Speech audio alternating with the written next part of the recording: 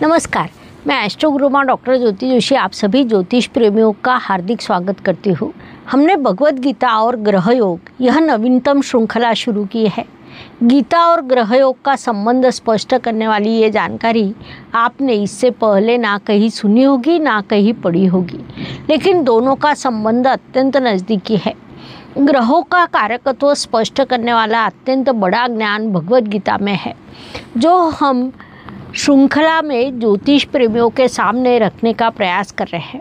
आज हम ग्रह भाग्य दर्शाते हैं और गीता भाग्य बनाती है, इस विषय का विस्तार से अध्ययन करने वाले हैं। इसीलिए आज का भाग और इस पूरी श्रृंखला को अंत तक देखना न भूलें। इससे आपको नई शास्त्रीय जानकारी अवश्य सुनने को मिलेगी और आपके जीवन में सकारात्मक परिणाम भी आएंगे।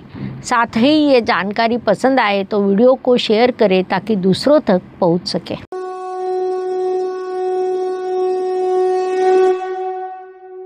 ज्योतिष और भगवत गीता इन दोनों विषयों से सभी परिचित हैं।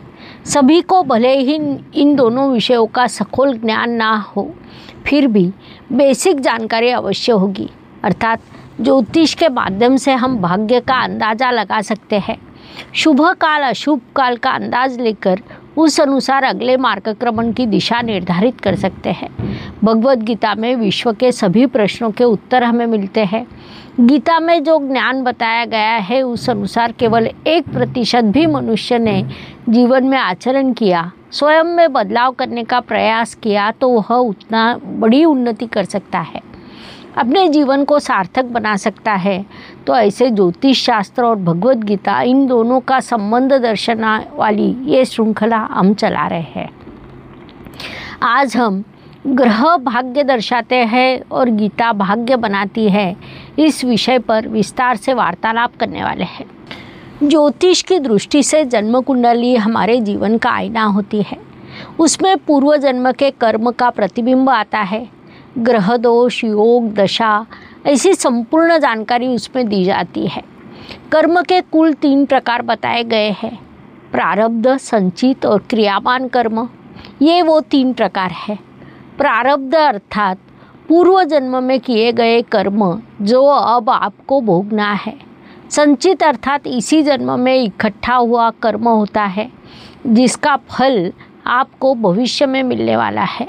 तो क्रियामान कर्म अर्थात अब इस क्षण हमें जो क्रिया करते हैं और तुरंत उसका फल हमें प्राप्त होता है।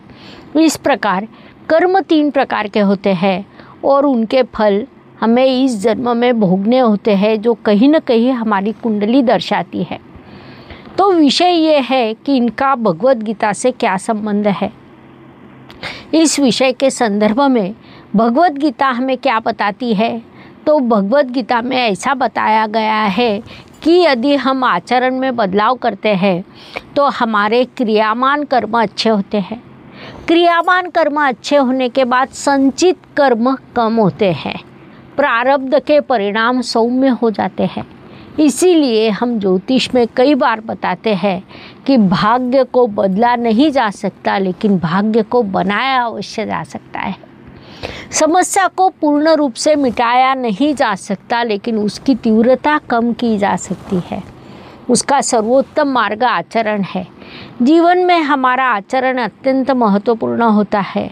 जिस प्रकार ऋषि पराशर जी ने कहा कि पहले ग्रह को समझ ले, उस अनुसार आचरण करें, परिणाम स्वरूप उसी के अनुसार आपके भाग्य में सौम्यता आएगी, जीवन में बदलाव होंगे, योग की तीव्रता कम होगी।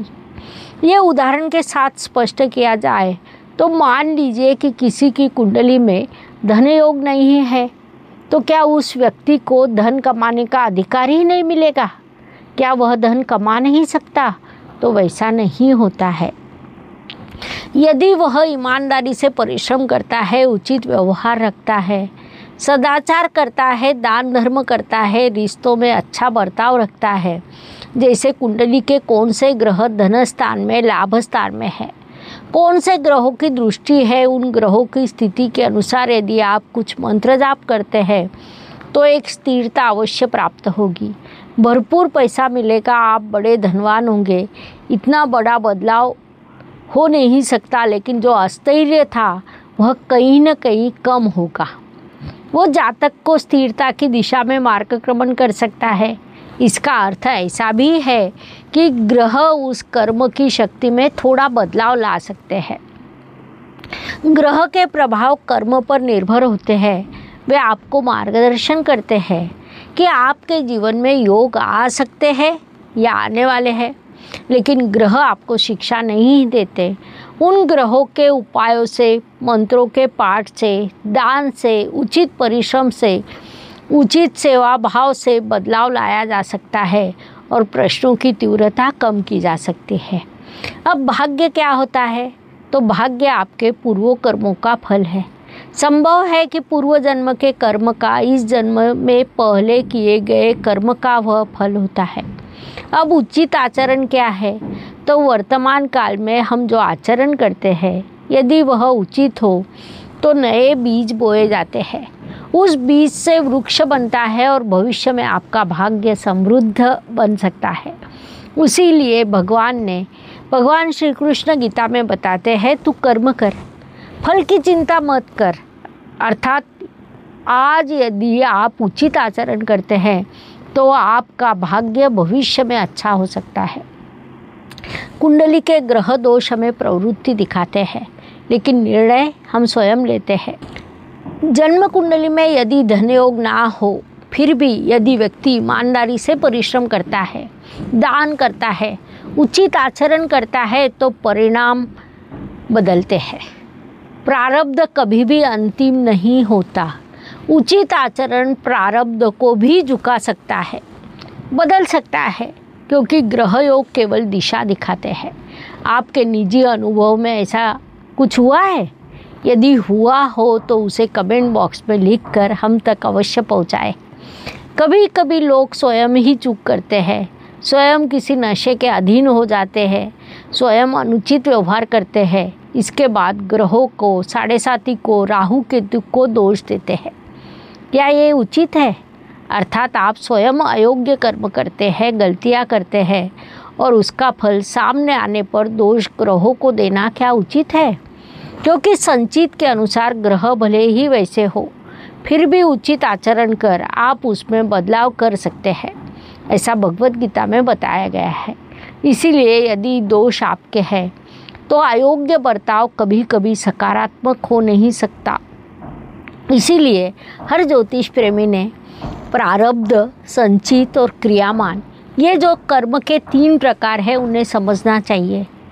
ज्योतिष मार्गदर्शक शास्त्र है, संकेत शास्त्र है, ग्रह फल बताते हैं, लेकिन कर्म कैसे करना है यह आपका काम है। कुंडली के योग, दशा और ग्रह संभावनाओं को दर्शाते हैं। क्योंकि ये संकेत शास्त्र है, अटल दृढ़ जैसा उसमें कुछ कहा नहीं जा सकता। इसीलिए आप यदि फलों की चिंता न करते हुए ग्रह दशा का अध्ययन के अनुसार आचरण रखते हैं, सत्कार्य करते हैं, तो कठिन से कठिन दशा, फिर वह शनि की हो, केतु के हो, उसमें आपको शुभ फल प्राप्त हो सकते हैं। कुंडली से पता चलता है कि आपको कौन से ग्रह की महादशा शुरू है, अंतरदशा कौन से ग्रह की शुरू है। तो भगवद गीता हमें सिखाती है इस अंतरदशा में आपका कर्तव्य क्या है। गीता वृत्ति सुधारने में मदद करती है, इसलिए मुझे लगता है कि कर्म करते रहे। ये विधान ज्योतिष के मूल तत्वों से मिलता जुलता है। कर्म का फल कभी, क्या और कैसा मिलेगा, इसकी चिंता न करें। ज्योतिष और भगवद गीता ये दोनों हमें आत्मचिंतन करना सिखाते हैं, साथ ही सुधार भी सिखाते हैं। ज्योतिष हमें दिशा दिखाता है, कौन से मार्ग पर चलना है ये हम स्वयं तय करते हैं। भगवान श्री कृष्ण का तत्वज्ञान वहाँ पर मार्गदर्शक होता है। श्री कृष्ण का तत्वज्ञान हमें भाग्य बनाने की प्रेरणा देता है। भगवद गीता के 8वें अध्याय में श्री कृष्ण कहते हैं, अग्नि ज्योति शुक्ल उत्तरायणम, अर्थात आत्मा की यात्रा काल, दिशा और प्रकाश पर निर्भर करती है। यही संकल्पना ज्योतिष के शुभ अशुभ काल की संकल्पना है। गीता के त्रिगुण अर्थात सत्व, रज और तम, ये ग्रहों के मूल स्वभाव है, अर्थात गुरु और चंद्रमा के सत्व के प्रतीक है।